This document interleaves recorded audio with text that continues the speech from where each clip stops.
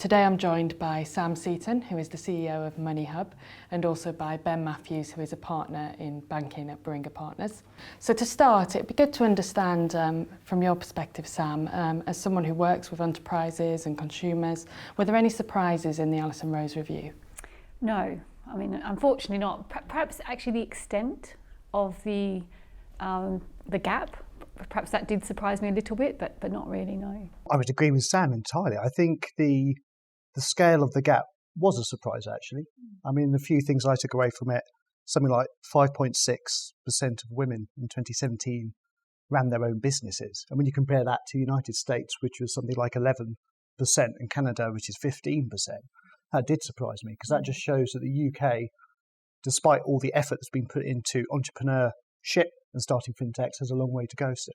What do you think that the traditional banks could be doing in order to address this gap and get a piece of the opportunity? Well, for me, I think one of the big challenges at the moment is SME and business banking, for example. It's a sector that the banks moved away from, actually, and have actively moved away from over the past sort of 3 to 5 years.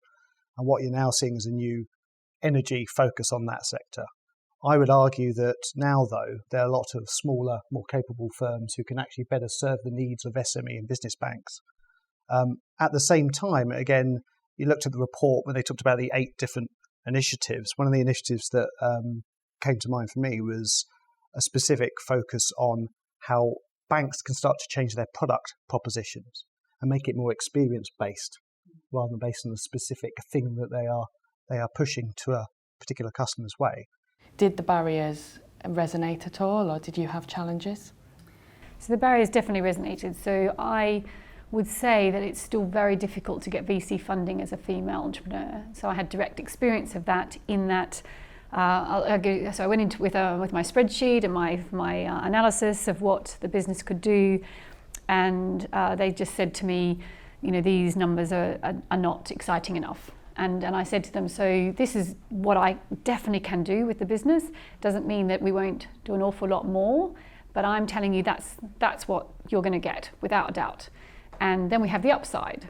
And they said, well, no, we'd need to see the upside. So I said, so if I go back out, adjust my spreadsheet, and come back in, you would invest.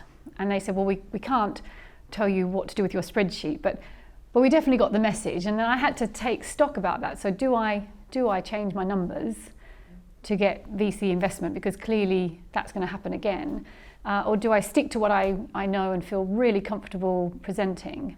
And I stuck to what I know, but I didn't get VC funding.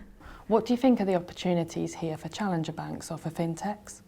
I think the opportunities are huge. I mean, I think if you look at certainly the challenger banks at the moment, they are more willing, more able, more capable to offer more tailored experiences. The new term for products, new experiences to their clients or their target clients. And again, offer those in an adaptable, tailored fashion. They have the advantage also of the technology and the will to actually make that really work. So they're not encumbered by the legacy technology some of the traditional banks are, but I think it's more to do with the culture, to be quite candid. I think technology is a key enabler to make those experiences work, to take something to market. But I think the big challenge in the industry is more the cultural shift, the mindset change.